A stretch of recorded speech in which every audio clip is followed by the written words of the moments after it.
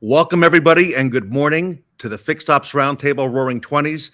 It is a great pleasure to be able to introduce you to our keynote speaker today, Erikka Tiffani Wells. She is the Vice President of WOCAN, Women of Color Automotive Network, and now the newly appointed Senior Sales Manager at the Walzer Automotive Group.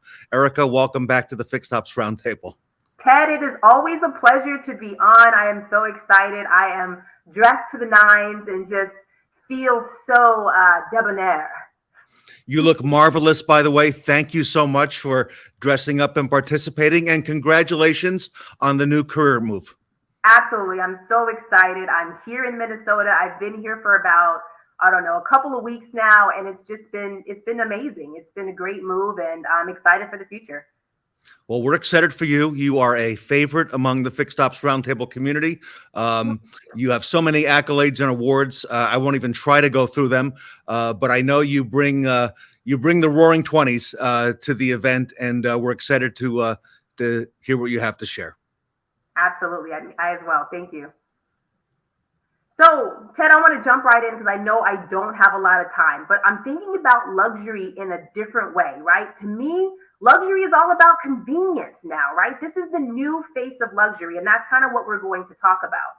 So, let me jump right in here. When you think about luxury, the first thing you think about is maybe cars, right? I worked at Audi for 7 years, so you think of a luxury brand, or maybe Louis Vuitton, or maybe it's Wagyu steaks. We think about luxury as something expensive, which is not necessary, but gives you pleasure, right? But I'm going to take it back a little bit. I'm going to take it back to the 1920s when vehicles first started being made, because driving a car was a luxury. This was a once in a lifetime purchase. This is something that you did one time and you kept that car forever. That was the idea anyway, right? Cars only $995. I mean, that number is not even a down payment these days, right? Lowest prices in history.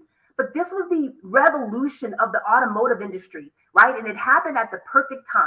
Everybody was ready for something new. You got Ford, you got GM. These brands are in the beginning of their mecca of actually providing a vehicle that is not just for racing anymore, which was kind of like it was a sport thing back then, but now it's for the average everyday consumer.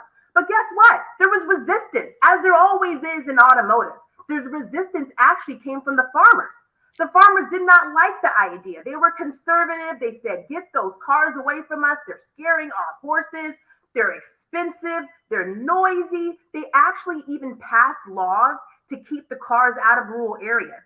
Let me tell you this, Ted. The farmers would take glass and break it up and put it along the roads to try to pop the tires of the vehicles back then. They would set up booby traps to keep them off their roads. They did not like the idea of the automobile and what it meant to their business. It scared them. So it's interesting when we think about automotive now and how we have that duplicity of and polarization of the industry within itself, hating the idea of something new, right? It's not the first. You're reminding us it's not the first time, Erikka. It's happened over and over. Sometimes we have to go back to go forward and remember. What interestingly enough happened, though, is that the farmers were the early adopters. They became the number one customer of the vehicle. What they realized is that they were able to haul the food, the grain, all the materials back and forth to the city that often took them a full day's trip, right? This was the start of the automobility, right? It ended rural isolation. You got to think about it back then. It's not like we think about cities today. You had the city and then you had rural. And it was hours long drives with horses on a horse carriage to go into the city and get items. So most people in the outskirts in the rural areas only came out like maybe once a month. It was a vacation to come out, right? There wasn't the luxury of just driving like it is today. So you're saying, hey, Erikka, what does this all mean?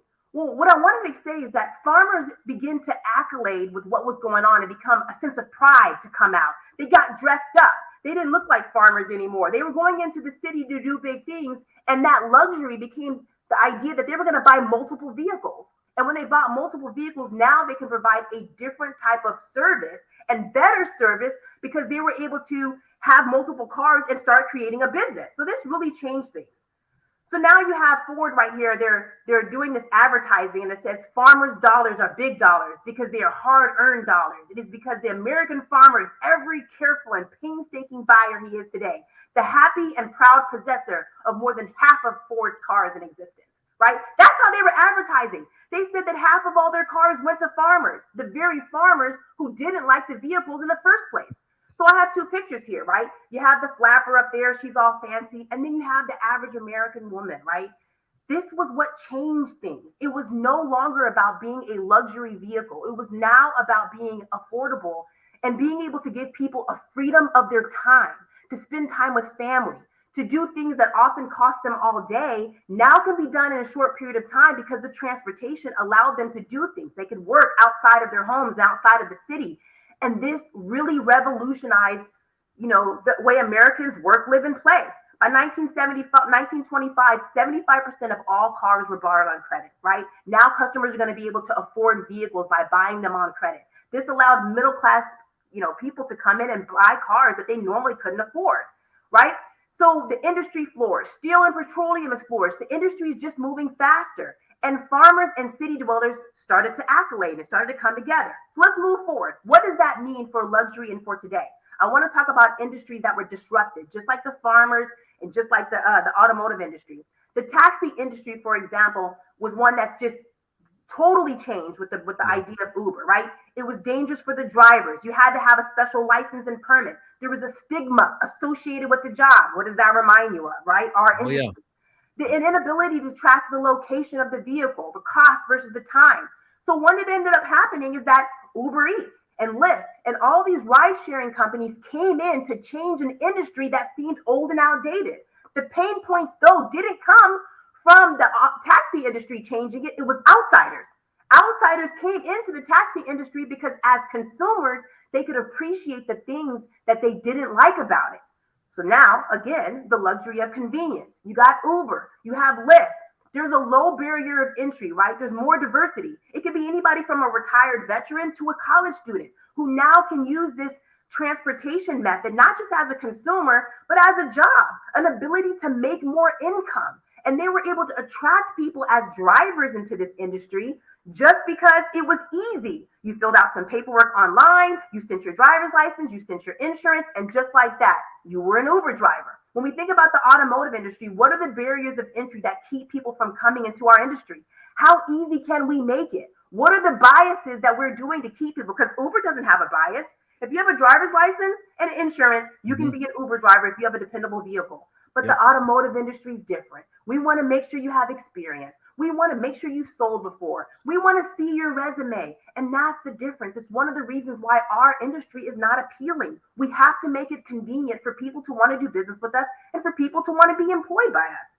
So we're going to go forward, Ted, right? We're going to talk about the cost of convenience because the way I look at it, if you think about today, luxury is no longer afforded to the wealthy. You can have food delivered to your home, already pre-prepared. You can have, fruits and vegetables and dinner brought straight to your house from Amazon Prime. These were items that before were only afforded to, affluent buyers. You can have gas delivered and a mobile mechanic come out. You can have fresh meals prepared. So convenience is now luxury and it's afforded to everyone. And guess what? People are willing to pay. Think about the average Uber cost, right? There's salespeople at my job that actually Uber Starbucks. It blows my mind, right? I'm talking about, I watch these guys Uber McDonald's and Starbucks every single day. Sure. And they spend $17 on a $6 drink, not to include the subscription that they're paying to have this service. And they do it and they're happy because they don't have to get out of their car and they can spend their time doing something else. And there is a cost that people are willing to pay, but we as an industry have to be willing to sell that cost, just like all these competitors who've done a great job of saying, hey, listen, it's going to cost more, but you're going to get more out of it, and it's going to save you time. That's the most precious asset of people these days. So sorry about that. Let's keep going. So then you go back and you're saying, all right, how can we as an automotive industry offer that convenience? What makes us different, right? Like Tesla, like being able to buy a car online. Well, one thing that I've experienced now that I'm new to Walzer is the one price model, right? What makes buying a Walzer vehicle different? It's a one price model. There's no negotiation. You deal with one person the entire time. You don't negotiate on rate. You don't negotiate on trade. And you may be saying, hey, Erikka, this is crazy. This is totally different than anything I've ever thought about. That's not what we're doing. We're making money. But guess what? We call it variable operations, But really, in this market, it's fixed. Ted, it's fixed. The price is MSRP if on a new car. Some other times it's over MSRP. Right. We know how many cars are in our pipeline. We know how many are coming in and how many are going to be out. So we have a fixed idea of how many new cars are in inventory, and even with used. Most dealers aren't negotiating on used cars. So the inventory, depending on your turn, is going to be the amount of cars that you sell that month, right? It's a fixed model, but we need to make it more convenient to the consumer. I love it. So we talk about complimentary pickup and delivery. How does service change that? We've got video now integration, right? You got the ability to show your customers and sell them on the idea of why they want to get these things done on their vehicles, the brakes and the tires, looking at those services and the convenience of being able to see it brings a transparency, and that transparency adds value that people are willing to pay for. I paid more recently when I moved to Minnesota to put my daughter in a daycare that had an app that allowed me to see her every single day, figure out what she had to eat. This was a convenience to me that I was willing to pay for because that luxury of having peace of mind meant everything to me. Yes. People are worried about the subscription model, right? But I'm excited about it. Think about a car like an app. Think about how many features the first buyer buys that they don't need. And how many times we're frustrated with the packages on vehicles because it's the right color, it has the right, options, but maybe it just has that one feature that you can't get. Now they're saying, hey, what if we can charge people for this subscription to this one service, the heated seats or the navigation? Maybe owner number one doesn't need it, but owner number two as a used car can then subscribe to it.